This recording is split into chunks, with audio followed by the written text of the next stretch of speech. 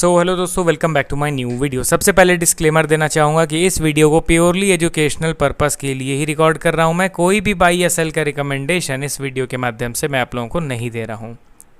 And एक reminder भी देना चाहूँगा कि एक पेड टेलीग्राम ग्रुप मैंने ओपन किया है जिसमें आप लाइव मेरे साथ वन ऑन वन इंटरैक्ट कर सकते हो, किसी भी स्टॉक के टेक्निकल या फंडामेंटल रिलेटेड डाउट को पूछ सकते हो।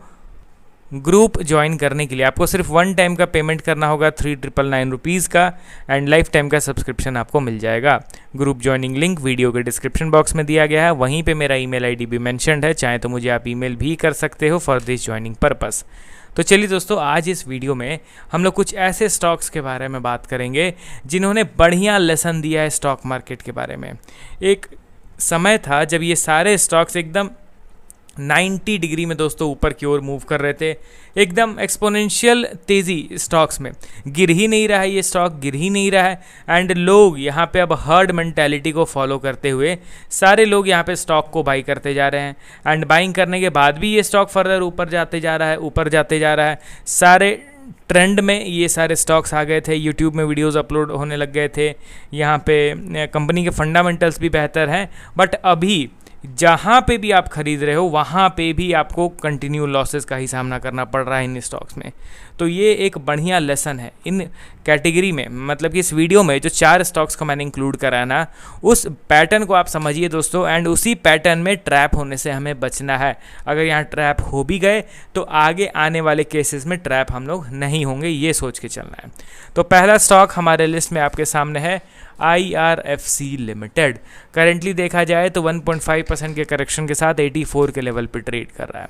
अब यहाँ पे ऑल टाइम हाई से कितना करेक्शन हो गया, अगर मैं प्राइस वाइज देखूँ तो इसका ऑल टाइम हाई था अप्रॉक्स 217 रुपीज़, एंड 217 से गिर के ये 84 के भाव पे आ गया है। क्या कंपनी के फंडामेंटल में कोई मेजर चेंज आया है? बिल्कुल भी नहीं। अगर आप इनके रिजल्ट को देखोगे तो इनका अर्निंग अभी भी तो एकदम रिकॉर्ड हाइज पे है, ऑल टाइम हाई पे इनका अर्निंग है, but still stock is under performing, लगातार ऑल टाइम हाई से नीचे की ओर गिर रहा है। रिजल्ट अच्छे आ रहे हैं बट उसका कुछ भी पॉजिटिव इम्पैक्ट स्टॉक प्राइस में तो बिल्कुल भी नहीं झलक रहा है। ठीक है, रीज़न क्या है?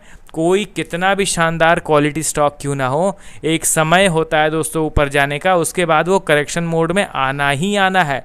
ऐसा नहीं है कि रिजल्ट लगातार अच्छे आ रहे हैं इट मीन्स कि वो स्टॉक ऊपर जाता ही चला जाएगा, गिरेगा ही नहीं। एंड दूसरा इंपॉर्टेंट चीज़ कि रिजल्ट अच्छे आने वाले रहते हैं, उस हिसाब से स्टॉक में ऑलरेडी बाइंग हो चुका रहता है, फैक्टर्स प्राइस्ड इन हो चुके रहते हैं। आप अभी देख रहे हो कि कंपनी के रिजल्ट तो अभी भी अच्छा आ रहे हैं, तो उस रिजल्ट के अनुमान से स्टॉक में ऑलरेडी बहुत ज़्यादा बाइंग हो रखा है पहले से ही, उस एक्सपेक्टेशन के हिसाब से। अब आप वहाँ पे फर्दर कंटिन्यूड बाइंग एक्सपेक्ट नहीं कर सकते हो। यहाँ पे आप देखिए, हमेशा मैं एक चीज़ कहता हूँ कि आप ऐसे ग्राफ का तलाश कीजिए जिसका अर्निंग हाइयर लेवल पे हो, पी रेशियो एकदम डेड लोअर लेवल पे हो। उस कंडीशन में ही परफेक्ट वैल्यू इन्वेस्टिंग मिलता है। वहाँ पे रिस्क टू रिवॉर्ड रेशियो काफ़ी ज़्यादा फेवरेबल रहता है, मतलब रिस्क तो बहुत कम, रिवॉर्ड काफ़ी ज़्यादा मिलते हैं उस कंडीशन में। अब इस कंडीशन में यहाँ पे आप देखो 2024 के अराउंड यहाँ पे अर्निंग से ऊपर प्राइस टू अर्निंग रेशियो चल रहा था। इट मीन्स कि वैल्यूएशन बहुत ज़्यादा महंगा हो गया था उस कंडीशन में। अभी लगातार ये नीचे की ओर ही गिरता चला जा रहा है। यहाँ पे इसके टेक्निकल चार्ट पे आप ध्यान दीजिए, आपको इसके टेक्निकल चार्ट में पता चलेगा कि सेम जिस तरीके से मोस्ट ऑफ द स्टॉक्स का पैटर्न रिपीट होता है, वैसे ही इस स्टॉक का भी पैटर्न रिपीट हो रहा है। बस गलती ये कर बैठते हैं हम लोग कि जब इस तरीके का रैली हम लोग देखते हैं ना, तो इसको हम लोग डाइजेस्ट ही नहीं कर पाते, हम लोग एक्सेप्ट ही नहीं करते हैं कि नहीं भाई ये नीचे गिर भी सकता है। एंड हम लोग दोस्तों अच्छा खासा यहाँ पे होल्ड किए रह जाते हैं एंड प्रॉफिट को बुक ही नहीं कर पाते हैं। यहाँ पे अगर आप इसके बाइंग को देखोगे तो कितना परसेंटेज का बाइंग हुआ था, मतलब कि 2 साल में स्टॉक बढ़ गया था अप्रॉक्स 1000% के आसपास में। 1000% का रैली दिखाने के बाद अब ये करेक्शन मोड में आया है। तो सिंपल सा कॉन्सेप्ट है दोस्तों, कोई स्टॉक लगातार ओवर स्ट्रेस्ड बाइंग में जाएगा तो उसके बाद वो एक अच्छे खासे डाउन ट्रेंड में कन्वर्ट होगा, एंड जब वो डाउन ट्रेंड कंप्लीट होगा तब जाके वो स्टॉक साइडवेज में जाएगा, मतलब कि वो काफ़ी ज़्यादा लोगों को परेशान कर देगा एट द एंड। तो यहाँ पे आपको स्मार्ट इन्वेस्टर बनना है। क्या करना है आपको? आपको ये करना है कि जब तक आपने रैली को एंजॉय किया आप बैठे हुए थे, बट जैसे ही करेक्शन का संकेत दिखा आपने क्या किया, प्रॉफिट बुकिंग स्टार्ट कर दिया। आपने अब उस कैपिटल को किसी और स्टॉक में इन्वेस्ट कर दिया। अब जब इसका समय आएगा, अब वो 2 साल बाद समय आए या फिर 4 साल बाद समय आए, तब जाके दोबारा से आप को अगर ये स्टॉक पसंद है तो दोबारा से इस स्टॉक में इन्वेस्टमेंट कर सकते हो। बट अननेसेसरली इतने डाउन फेज को होल्ड क्यों करना है हमें, जब हमें टॉप लेवल पे ही मिल रहा है संकेत कि नहीं भाई यहाँ पे प्रॉफिट बुकिंग कर लिया जाए, तो फिर मैं क्यों अननेसेसरली इतना ज़्यादा ट्रॉमा झेलूँ। समझ रहे हो ना, 2024 से ही स्टॉक में करेक्शन स्टार्ट हुआ है एंड अभी तक ये करेक्शन मोड में ही है। अभी तो साइडवेज आना बाकी है दोस्तों। साइडवेज में तो एकदम लैक ऑफ मोमेंटम हो जाता है, एकदम डेड हो जाता है स्टॉक कुछ सालों तक। तो IRFC के स्टॉक में यही सेम चीज़ आपको मैं कहना चाहूँगा RVNL स्टॉक के भी रिगार्डिंग। जो स्टॉक को आप देख रहे हो अभी ट्रेंड में है, जो एक तरफा ऊपर की ओर मूव कर रहा है, ओवर स्ट्रेस्ड बाइंग हो रहा है, ध्यान रखिए कि रैली को एंजॉय कीजिए, बट जैसे ही वो स्टॉक अपने सपोर्ट का ब्रेकडाउन करता है तो फिर एक अच्छे खासे बेरिश प्राइस एक्शन के लिए भी प्रिपेयर हो जाइए।